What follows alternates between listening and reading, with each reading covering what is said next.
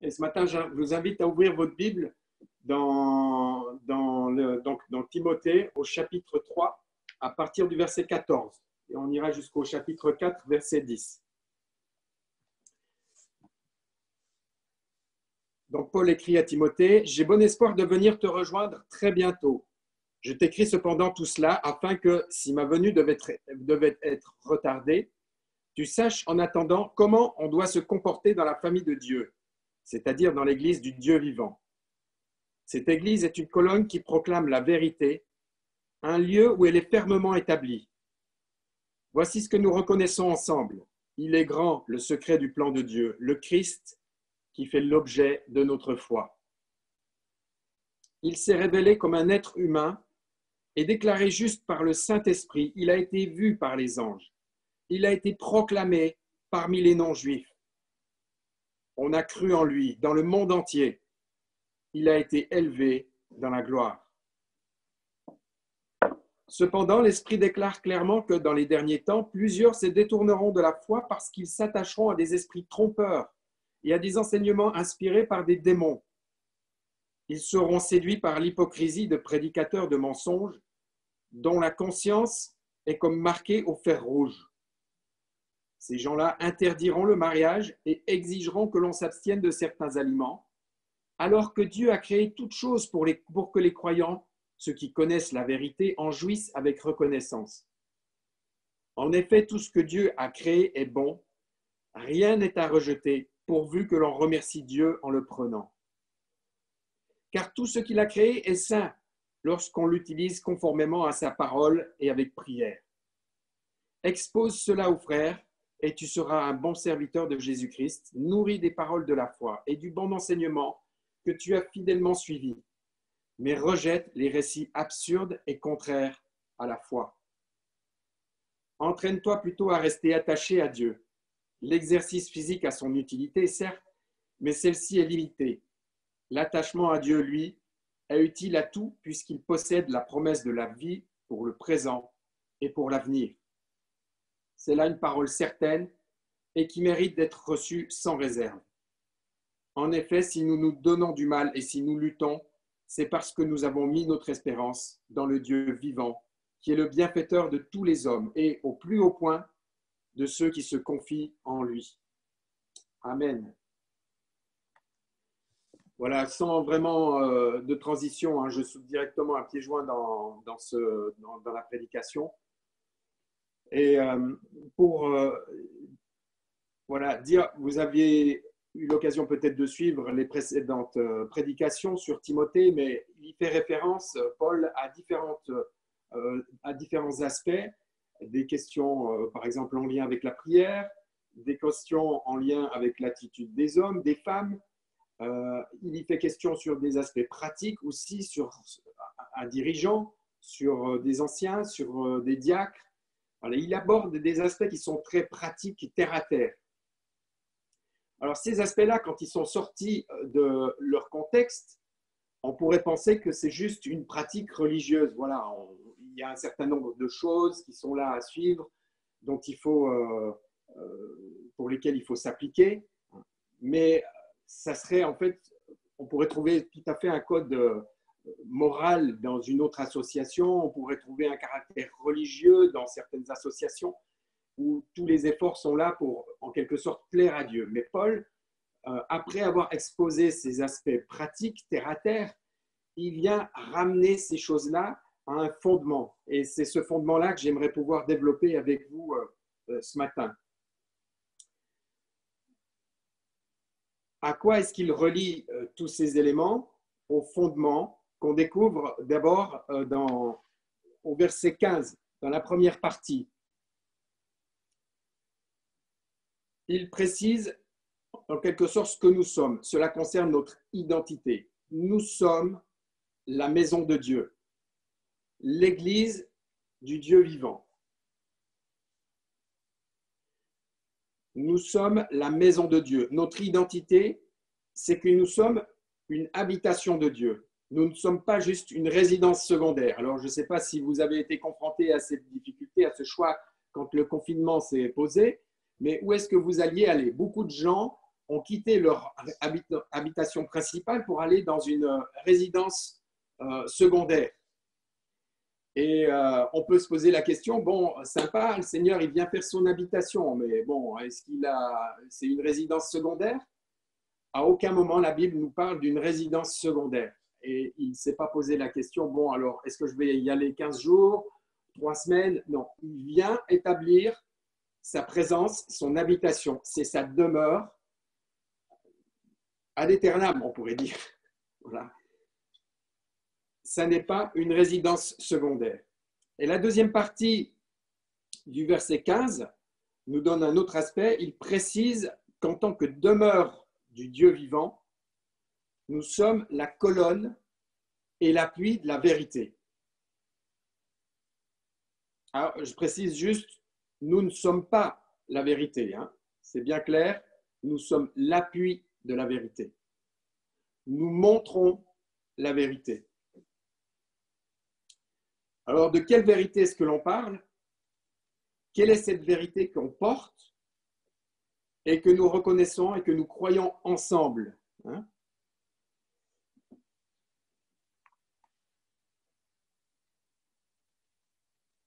Voici ce que nous reconnaissons ensemble.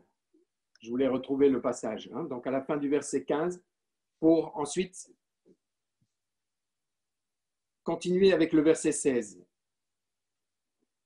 La vérité que nous reconnaissons ensemble, c'est ce grand secret du plan de Dieu. Christ s'est révélé comme un être humain. Dieu se révèle en Jésus. Il a donné sa vie jusqu'à la mort sur la croix. Il s'est sacrifié pour nous racheter. Et ça, c'est un point qui est important. Christ s'est révélé comme un être humain. Je ne vais pas développer ça, mais c'est un élément fondamental dans les Écritures. Christ s'est fait homme, il s'est fait chair. Il a été déclaré juste par le Saint-Esprit. Lui seul, en quelque sorte, a pu satisfaire pleinement la justice de Dieu. Il a été trouvé sans péché et il est devenu par là même notre justice. Et Dieu l'a souverainement ressuscité. Ensuite, il est dit, il a été vu par les anges. Ce n'est pas quelque chose qui est resté juste dans notre humanité, mais c'est quelque chose qui a pris une dimension cosmique. Il a été proclamé parmi les non-juifs. Il a été proclamé à tous, en quelque sorte.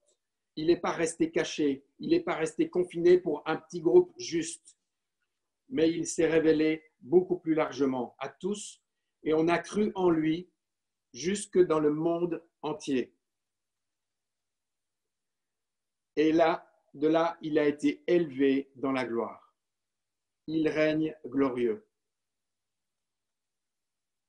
Et on pourrait ajouter ce Jésus élevé et désormais en position d'autorité a envoyé son esprit. Il a envoyé son esprit pour donner vie. En quelque sorte, il a soufflé et de cette façon-là, il a insufflé la vie dans ce qu'est l'Église. Alors, bon, je parcours ce verset, c'est des éléments qu'on connaît bien, mais si on prend un instant pour s'y arrêter et y réfléchir, et je trouve que dans ce temps de louange qu'on a eu à l'instant, il y a quelque chose qui pointe vers ces vérités-là. Et on peut dire juste, il y a quelque chose de grandiose qui nous dépasse. Il y a un plan qui est universel, un plan qui est glorieux. Et tout à l'heure, il était question de lever les mains, ou Brian qui apparemment dansait en jouant du ballon. Il y a une vie en abondance, il y a quelque chose qui déborde, hein, dans ce que Christ a fait, qui juste fait jaillir notre admiration et notre connaissance.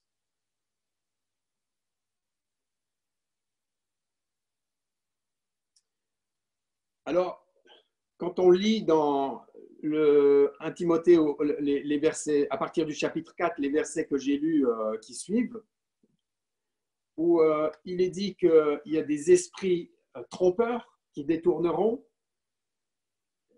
Il y a des esprits trompeurs qui amènent un faux enseignement, où il est question de s'abstenir du mariage, d'interdire le mariage, il est question d'aliments, il est question de différentes règles à respecter. Et toutes ces règles-là sont des préoccupations que l'homme peut mettre en place dans le désir de rejoindre Dieu ou dans le désir de plaire à Dieu. Et ce passage qu'on a lu tout à l'heure, dans ce que Paul proclame, on découvre que c'est totalement l'inverse. C'est Dieu qui pose le fondement. C'est lui qui vient à notre rencontre. C'est lui qui accomplit les choses. C'est lui qui est allé jusqu'au bout et qui, au bout du bout, s'est retrouvé ensuite dans une position d'autorité et de gloire. Et c'est de cette position-là qu'il souffle et qu'il fait naître l'Église, ce que nous sommes. Ce que nous sommes, nous le devons à Dieu. Et ça n'est pas par une question d'observation de choses, mais c'est juste par grâce. Voilà ce fondement qui est posé. Alors, on lisait il y a quelques semaines dans Timothée au chapitre 2, verset 4, le verset qui précède ce que Rémi a lu en introduction. Dieu veut que tous les hommes soient sauvés et parviennent à la connaissance de la vérité. Amen. Il veut qu'on parvienne à la connaissance de la vérité. La vérité, c'est cela. C'est ce qu'il a accompli. C'est qu'il est venu en chair. C'est qu'il est descendu parmi nous.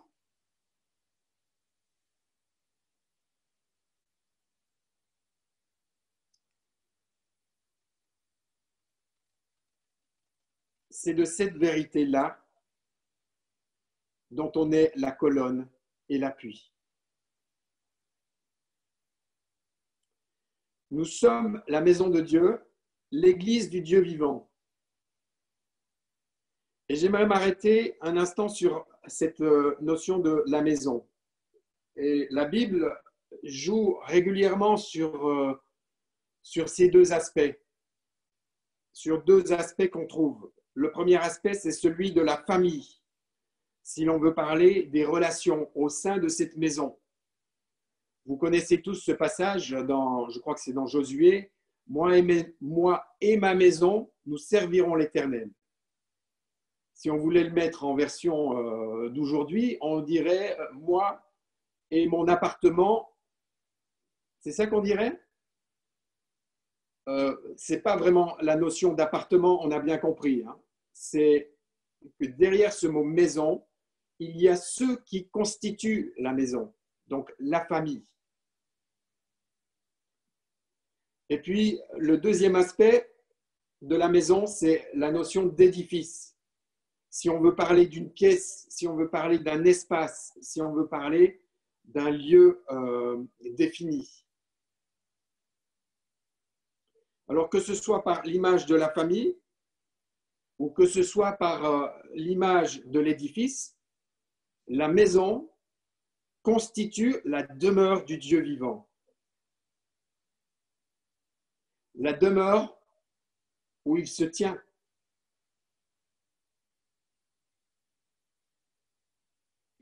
Alors là, j'ai des images sous les yeux avec l'écran. Et dans chacune de ces images, eh ben, je peux dire Dieu se tient là.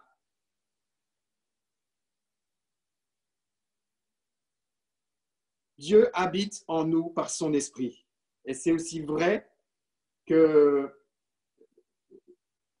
en fait, il y a des fois où on ne se voit pas. Là, j'ai quelques images de quelques personnes que je peux voir sous les yeux, mais il y en a d'autres que je ne vois pas.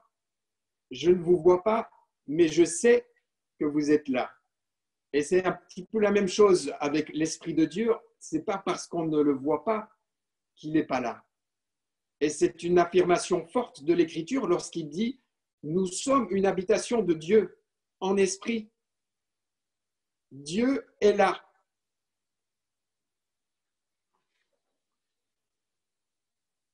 J'aimerais vous inviter à lire avec moi dans Éphésiens, Si vous avez votre Bible, si vous voulez lire avec moi, Éphésiens au chapitre 2, les versets 18 à 22, il nous est dit, à travers lui, je vais attendre juste un petit instant si vous voulez chercher, Éphésiens chapitre 2, versets 18 à 22.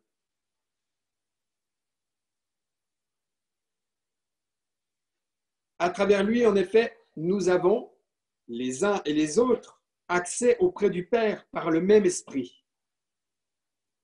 Ainsi donc, vous n'êtes plus des étrangers ni des résidents temporaires, vous êtes au contraire concitoyens des saints, membres de la famille de Dieu. Vous avez été édifiés sur le fondement des apôtres et prophètes, Jésus-Christ lui-même étant la pierre angulaire. C'est de lui que tout l'édifice, bien coordonné, s'élève pour être un temple saint dans le Seigneur. C'est en lui que vous aussi, vous êtes édifiés avec eux pour former une habitation de Dieu en esprit.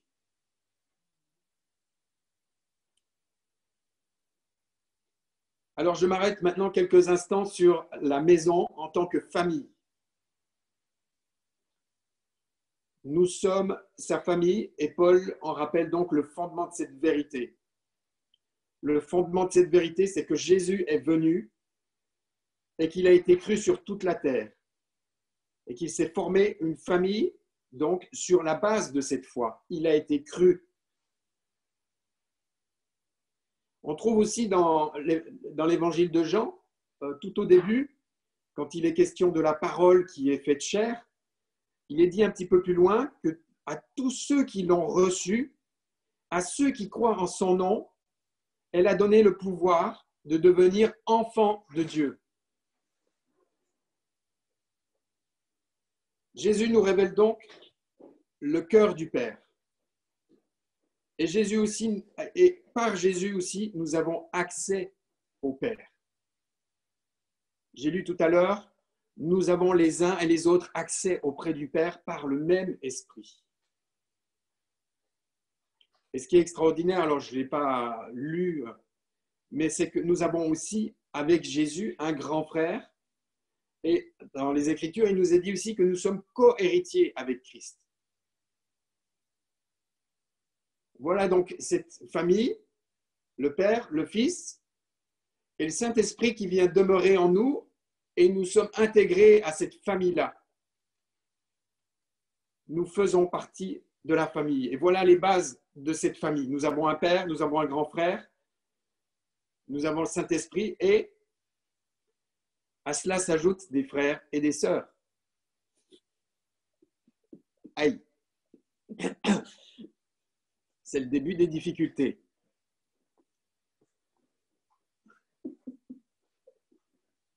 Ma femme me taquine.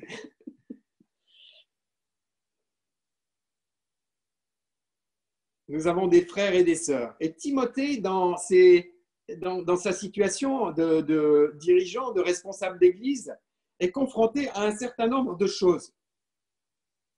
Il est confronté à des problèmes de comportement, il est confronté à des questions de priorité, il est confronté aussi à des choix que peut-être qu'il faut faire, il est confronté aussi à des questions d'investissement. Dans quoi est-ce qu'on investit notre temps? L'exercice physique, par exemple, il nous dit ça sert à peu de choses. Il faut investir dans des choses qui sont durables. C'est très à la mode, ça, aujourd'hui. Dans les énergies durables.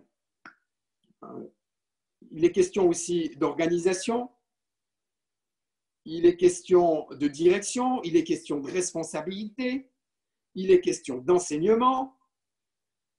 Évidemment, l'enseignement, si vous le prenez dans l'Épître aux Timothée, il y revient à plusieurs fois ce terme, enseigner. Parce que derrière l'enseignement, il y a aussi la question de la compréhension.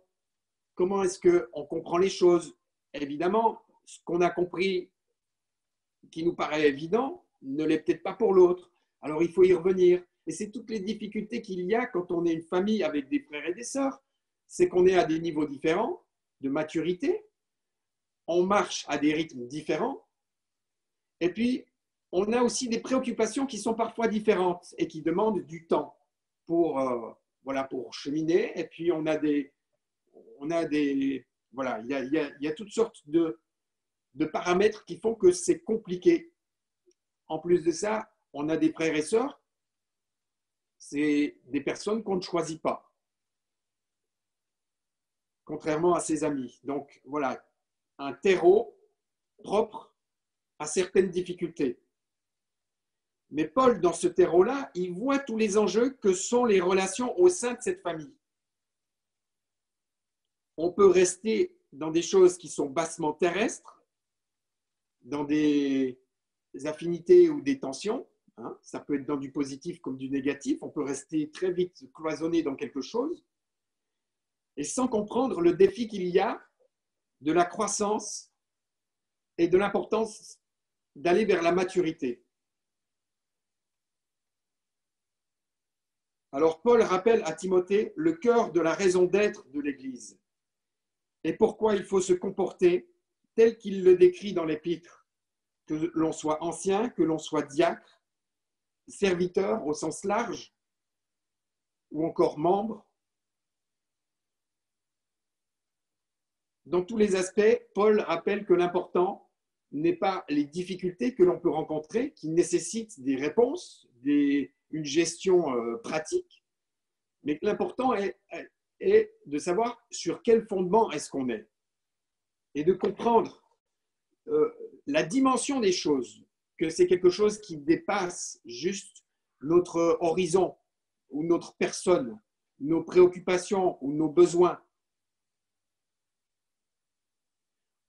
Il peut dire aussi, en quelque sorte, on n'est pas en compétition les uns aussi avec les autres. Il y a une gestion à avoir des relations. Il y a une organisation, il y a quelque part une structure à avoir pour que la vie puisse être vécue de façon paisible, on peut dire. Nous prouvons, et tout le défi aussi, dans ce que l'on est, avec nos personnes, avec notre bagage, avec nos expériences ou nos difficultés. Peut-être qu'on peut parler aussi des fois de casseroles qu'on peut traîner derrière nous. Dans ce que l'on est, Paul nous dit l'importance du fondement, mais on le voit aussi, et là je vais plus largement dans toutes les épîtres, l'importance des uns et des autres, de la place que peuvent prendre l'un et l'autre, dans l'encouragement, dans le pardon qu'on peut exercer les uns et les autres, ou dans le soutien que l'on peut apporter à une personne qui passe par une période difficile, pleurer avec ceux qui pleurent, rire avec ceux qui rient, être dans l'écoute ou la prière, partager nos besoins. Enfin, voilà différentes choses qu'on peut retrouver dans les épîtres qui ne vont pas nous mettre en tension, mais qui vont nous porter vers le haut et nous enraciner dans ce fondement qui est là, de l'amour et de la communion avec le Père, le Fils et le Saint-Esprit.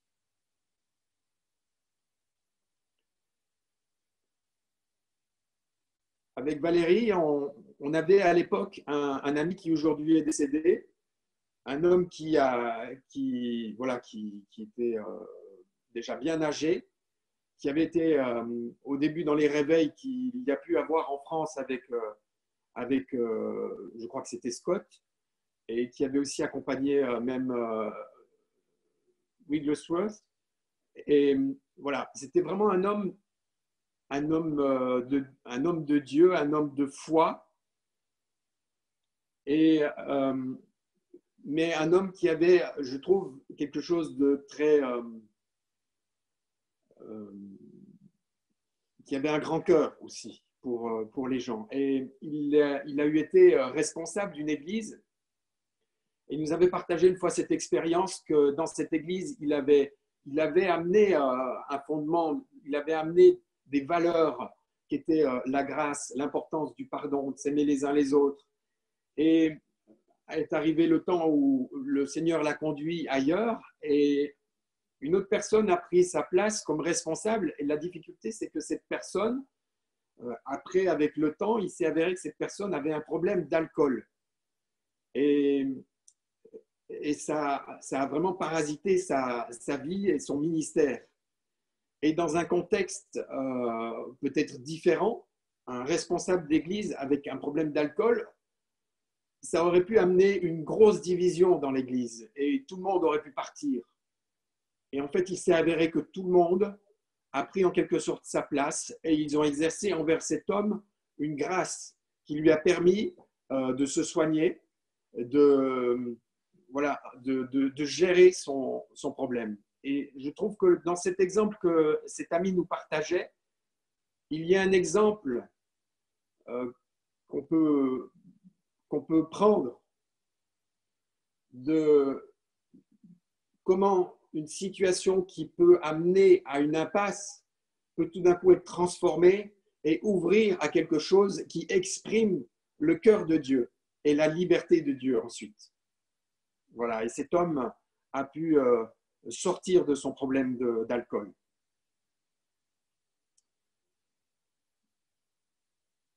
Paul, quand il s'adresse à Timothée, il lui dit « J'ai bon espoir de venir te rejoindre très bientôt. Cependant, je t'écris cela parce que je ne sais pas encore quand je vais pouvoir venir. » Et il y a dans la famille que l'on peut être, je trouve qu'il y a à la fois quelque chose de solide et quelque chose de fragile. Parce que si les intentions sont là, on ne peut pas non plus toujours s'appuyer sur les autres. Et c'est toute la difficulté et la tension qu'il peut y avoir entre le besoin que l'on a des uns et des autres et le travail, le processus vers la maturité où par moment, on doit se retrouver seul face à nos difficultés pour apprendre à y faire face, avec le soutien peut-être de la prière ou le soutien des conseils d'autres personnes. Mais Timothée était, bien qu'il ait le soutien de Paul, il devait faire face aussi à certaines difficultés. Il y a, voilà, là, enfin bref, je voulais souligner cet aspect, que ce n'est pas toujours évident et qu'il y a dans les relations que l'on a, que l'on est les uns avec les autres, il y a toujours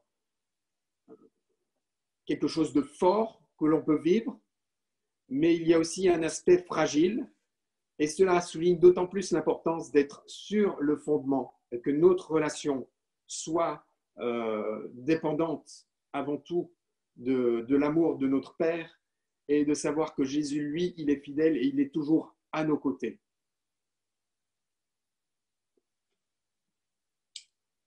Je pose une question ici. Je vous laisse avec cela. Faites-vous partie de la famille de Dieu? Est-ce que vous êtes en relation avec d'autres frères et sœurs et dans un groupe de vie? Est-ce que vous êtes au service de l'Église?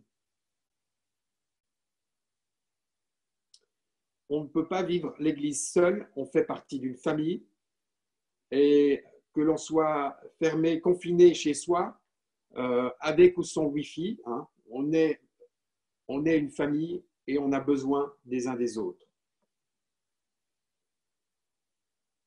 Je jette un coup d'œil à l'heure, excusez-moi. J'aimerais parler de la maison, cette fois en tant qu'édifice. Nous sommes son édifice. Alors pourquoi est-ce que ce fondement est-il si important? Eh bien parce que pour tout édifice, le fondement, c'est le point de départ. Et aussi parce que nous sommes encore en construction. Vous pouvez toujours essayer de construire quelque chose. Si vous n'avez pas le fondement, vous avez le risque que ça s'écroule à un moment donné ou à un autre. Et juste à côté de chez nous, on a des voisins qui sont en train de construire.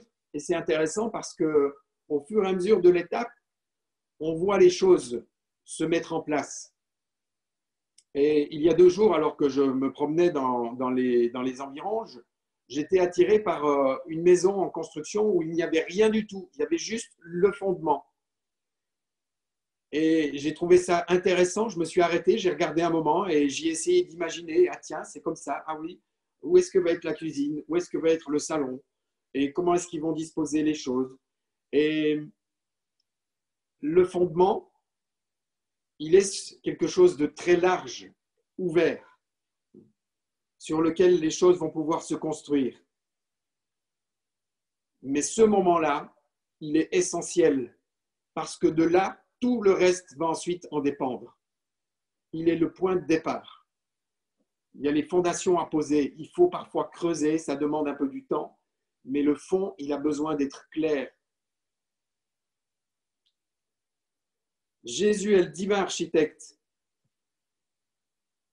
Alors oui, il est le fondement, mais il est aussi ce divin architecte. Il a cette vue d'ensemble et il sait les choses, comment elles peuvent s'agencer les unes avec les autres. Dans 1 Corinthiens au chapitre 3, il nous est dit, pour ce qui est du fondement, nul ne peut en poser un autre que celui qui est déjà en place, c'est-à-dire Jésus-Christ. Et dans ce même passage, enfin dans ce même chapitre, il nous est dit, nous travaillons ensemble au service de Dieu. Vous êtes l'édifice qu'il construit.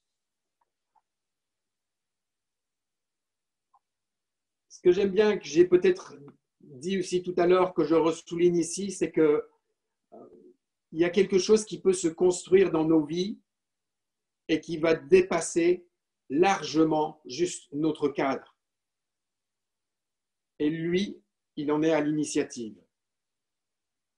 Éphésiens chapitre 4, verset 7, à chacun de nous, la grâce a été donnée selon la mesure du don de Christ. Hier, j'ai vu quelques minutes une émission qui a attiré mon attention. C'était des gens qui investissaient dans une maison, qui la rachetaient en l'état, une vieille maison ou une maison, bref, et ils achetaient cette maison et ils la rénovaient totalement pour la revendre. C'était leur business, en quelque sorte. Et la maison qu'ils avaient achetée, c'était franchement une maison, bon, mais ils y ont vu le potentiel. Et bon, alors on est dans d'autres chiffres, hein, ils ont investi 120 000, c'était en Amérique, 120 000 dollars pour juste le jardin. Donc vous pouvez imaginer le jardin que ça a donné, mais ça faisait rêver. Vous pouvez imaginer juste de rêver un instant et de vous projeter dans l'avenir ce que ça peut être. Moi, ce que je trouve, enfin, leur idée, c'était d'imaginer qu'il y a des gens qui pourront se projeter dans cette maison et l'acheter. Donc, des gens qui voudront venir s'installer. Et moi, ce que je trouve extraordinaire, c'est que Dieu a investi dans des maisons, dans nos vies, en quelque sorte, comme dans une maison, des maisons qui sont en friche, et il n'attend pas que ce soit terminé pour venir y habiter. Dès le moment où il l'a acheté, il vient y faire sa demeure. Alors, vous pouvez avoir des courants d'air, vous pouvez avoir de la poussière, vous pouvez avoir des fuites, vous pouvez avoir des murs qui tombent en lambeaux, vous pouvez avoir une odeur de moisissure, vous pouvez avoir toutes sortes de choses. Il vient y établir sa demeure. Et là s'opère quelque chose de la transformation. Vous êtes, vous aussi, des pierres vivantes. Édifiez-vous pour former un temple spirituel. Dieu nous prend dans cette construction et il nous place les uns à côté des autres. Il met sa vie en nous. Et donc, je disais, il y a quelque chose de plus large qui dépasse juste notre vie. Et il va travailler ensemble, nous conduire vers la maturité en nous plaçant les uns à côté des autres pour que soit quelqu'un révèle des difficultés chez nous, parce que parfois la présence de quelqu'un, ça peut nous déranger, soit quelqu'un va nous tirer vers le haut parce qu'il nous encourage d'une façon ou d'une autre.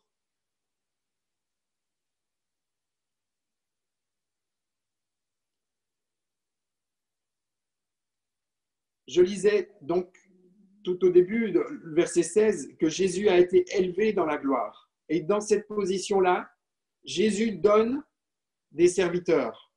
Dans cette position qu'il a, il donne les uns comme apôtres, prophètes, évangélistes, pasteurs ou docteurs, et pour le perfectionnement des saints en vue de l'œuvre du ministère et de l'édification du corps de Christ. Jusqu'à ce que nous soyons parvenus à l'unité de la foi et de la connaissance du Fils de Dieu, à l'état d'homme fait, à la mesure de la stature parfaite de Christ.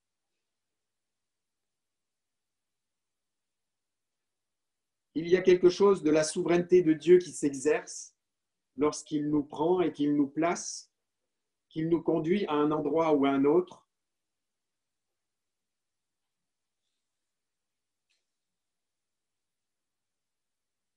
Je pense tout à l'heure, je faisais un lien avec Rémi, le passage qu'il a lu tout à l'heure. Et dans les tempêtes ou les difficultés dans lesquelles on peut être parfois, on peut être en tension avec les relations que l'on a avec des frères et des sœurs. On peut être parfois en tension aussi avec notre lieu, dans l'endroit que l'on est, où l'on est. Mais dans tout ça, il y a quelque chose de la bonté de Dieu qui veut s'exercer.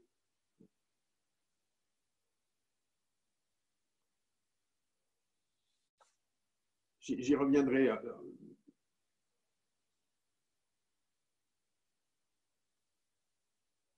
Enfin, je vais lire le dernier verset que j'ai lu dans notre passage de Timothée 4. Si nous nous donnons du mal et si nous luttons, c'est parce que nous avons mis notre espérance dans le Dieu vivant qui est le bienfaiteur de tous les hommes et au plus haut point de ceux qui se confient en lui.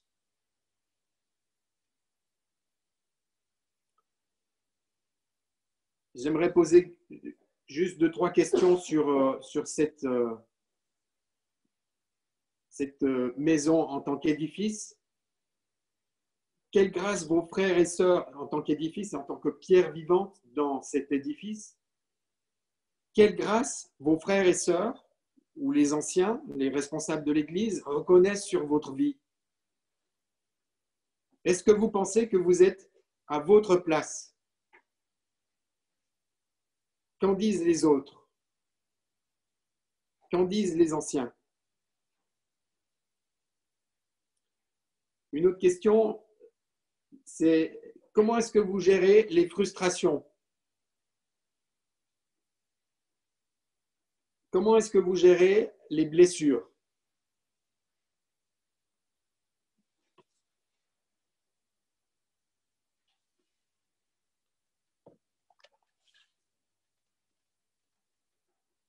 J'aimerais terminer en attirant votre attention sur voilà, l'exhortation que Paul laisse à Timothée.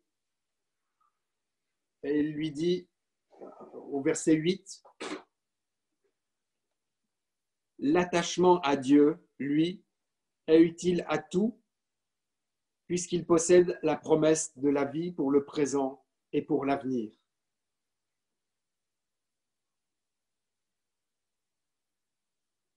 L'attachement à Dieu. Et on a besoin de s'enraciner, on a besoin de s'ancrer, on a besoin de voir plus loin que les difficultés qu'on peut rencontrer, que ce soit avec des frères ou des sœurs, que ce soit dans notre contexte professionnel, là où on se trouve, que ce soit dans notre marche avec Dieu. On peut passer par des difficultés. Il y a des années en arrière, on était dans des moments difficiles, Valérie et moi,